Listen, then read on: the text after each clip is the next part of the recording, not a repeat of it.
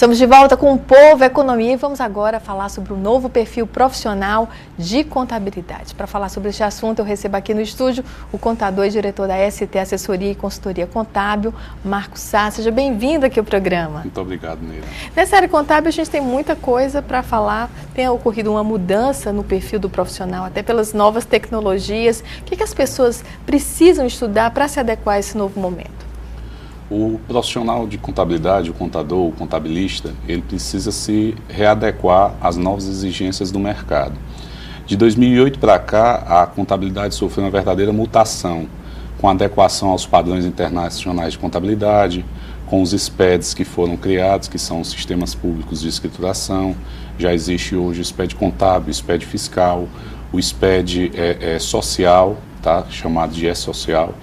Então, existem alguns pilares que o profissional de contabilidade hoje precisa estar balizado.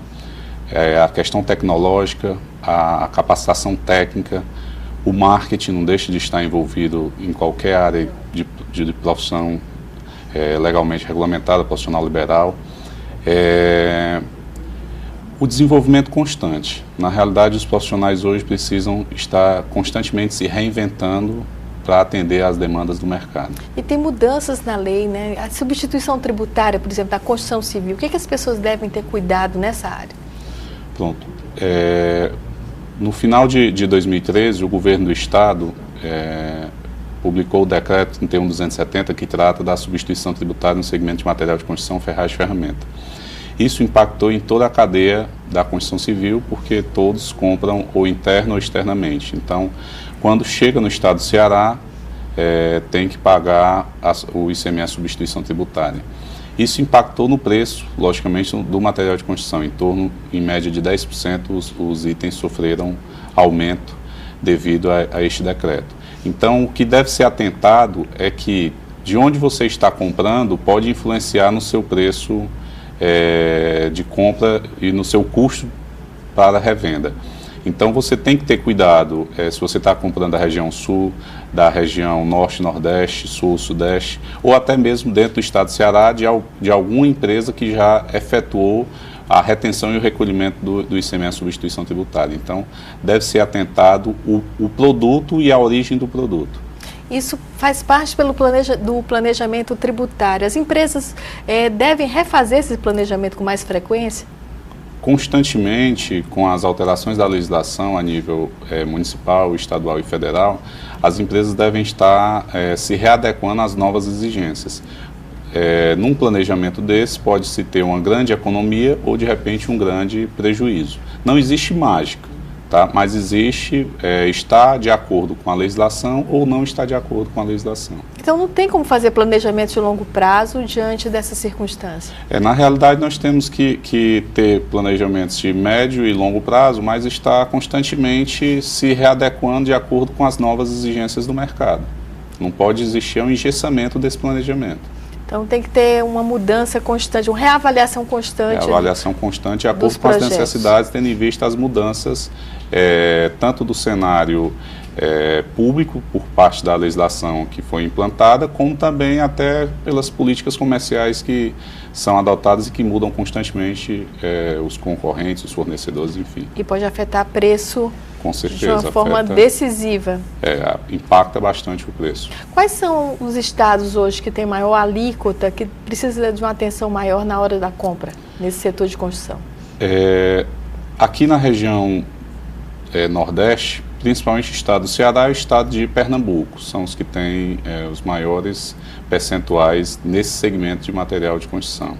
Então eles perdem competitividade. Quem vende para outro estado acaba tendo dificuldade de comercializar o produto. Sim, dependendo da origem desse produto e o destino desse produto, você pode ter um ganho ou uma perda de competitividade. Então vai aí a questão do setor de cerâmica, setor de aço, entra também nessa questão?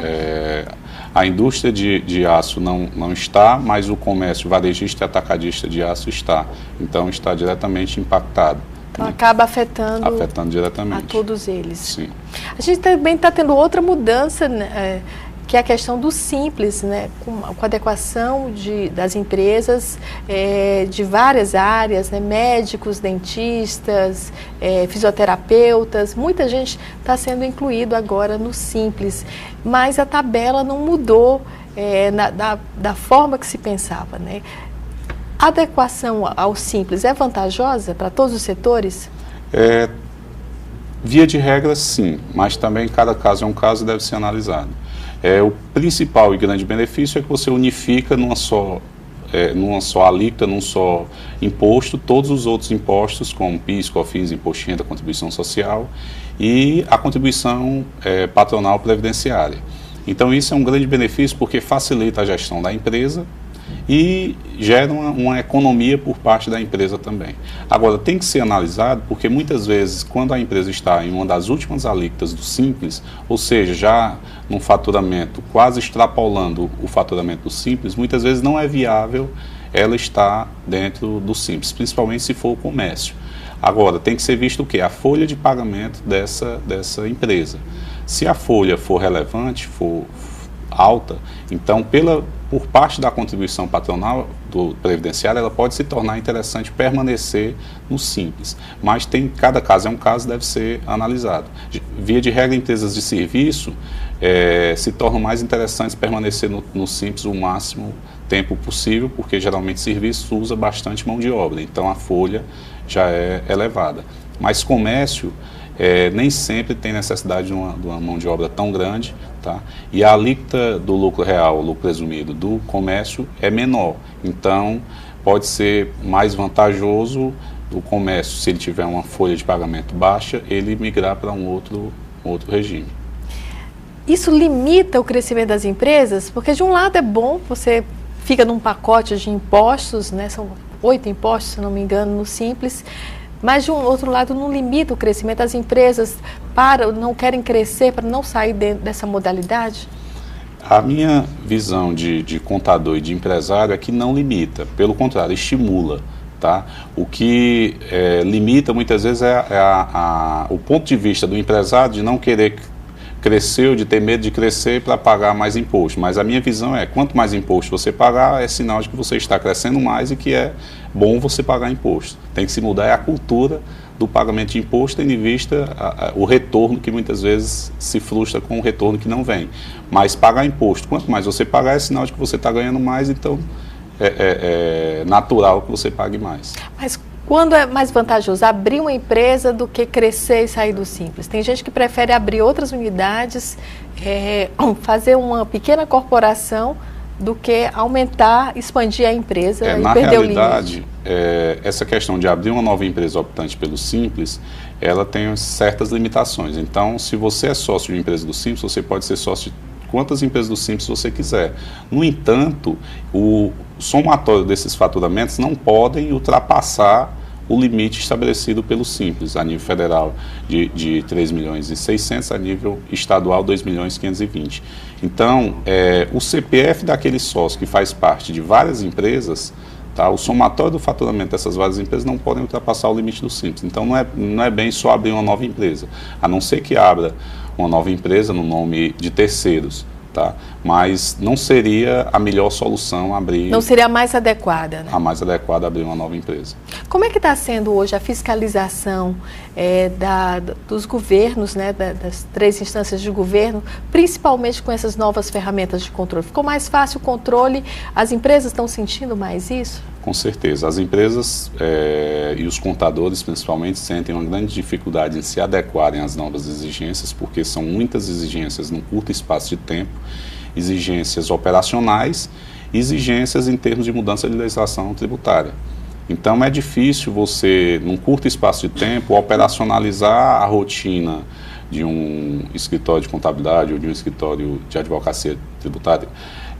Operacionalizar essas rotinas e, ao mesmo tempo, implantar novos sistemas, implantar novas metodologias de trabalho, implantar novas ferramentas. Então, assim, é complicado essa adequação e o tempo é curto para essa adequação.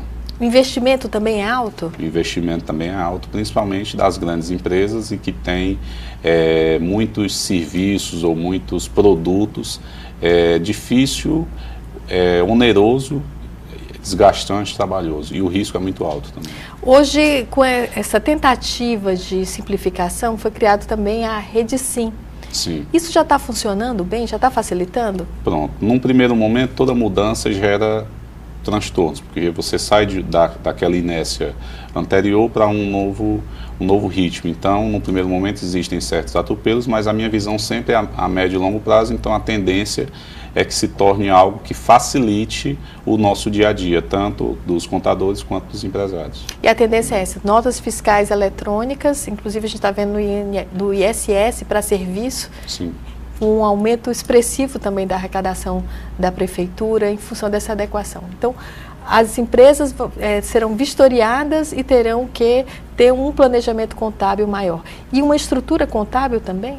Sim. Hoje, as pequenas e médias empresas optam por terceirizar a contabilidade, porque ela está terceirizando o risco operacional daquela atividade e está se dedicando à atividade que ela sabe desempenhar bem, que é o seu comércio ou o seu serviço. No entanto, as grandes empresas têm dentro delas um núcleo de contabilidade, de controladoria, para gerir a sua própria organização, digamos assim, a sua própria organização contábil. Isso varia muito de interesse do empresário e de empresa para empresa, de acordo com a sua capacidade. Mas o ideal é que cada vez mais as empresas se adequem a essas novas exigências para que não venham a sofrer lá na frente com cobranças de impostos, com penalidades, com multas, com juros, e também as obrigações acessórias, que também tem multas que são bastante onerosas, podendo chegar a R$5.000 uma multa por não entrega de uma declaração. E muitas empresas acabam ficando inadimplentes diante das circunstâncias. Tivemos também o Refis. Exato. Muitas pessoas aderiram, muitas empresas aderiram. Existe a possibilidade, quem não conseguiu aderir, de tentar uma negociação? Nós tivemos agora recente o Refis da crise de 2008, que foi reaberto até o final de julho, e tivemos o Refis da Copa, que foi criado e até o final de agosto, agora o dia 25 de agosto. Infelizmente, ele ainda não foi prorrogado. Existe uma expectativa de que ele seja prorrogado, de que ele seja reaberto, mas nós não temos como afirmar se isso vai acontecer efetivamente. Então, quem não entrou no Refis tem que tentar pagar o que já está posto sem negociar. Sim, tem que tentar... Esperar não é uma boa saída nesse momento. Não, tem que tentar manter as contas em dia, principalmente se necessitarem de as certidões negativas para as licitações, manter esses impostos em dia para não vir a ter problemas futuros por parte de fiscalização. E planejamento para 2015? Muita gente começa já a planejar nesse período, traçar as metas. O que as pessoas devem ter em mente nessa questão de impostos? O segundo semestre, geralmente, ele cria uma expectativa muito grande em relação ao ano seguinte. Então, planejamentos estratégicos, planejamentos tributários já começam a ser falados para atender às novas necessidades, às novas exigências do ano vindouro. Então, assim, novas exigências já surgem, né? Houve a alteração do Simples, da lei do Simples, que vai começa em 2015. Vai entrar em vigor agora em janeiro de 2015. Né? Existe a expectativa do E-Social, que é o SPED social, que já veio sendo prorrogado por diversas vezes e que existe essa expectativa de que ele não seja mais prorrogado e que efetivamente entre em vigor. Né? Então, são muitas demandas que a gente tem que tentar ir atendendo para não ficar de fora do mercado e atender às exigências para não sofrer as penalidades. Ok, Marcos, muito obrigada pela sua participação. Muito obrigado a você. E nós voltamos daqui a pouco. Até já.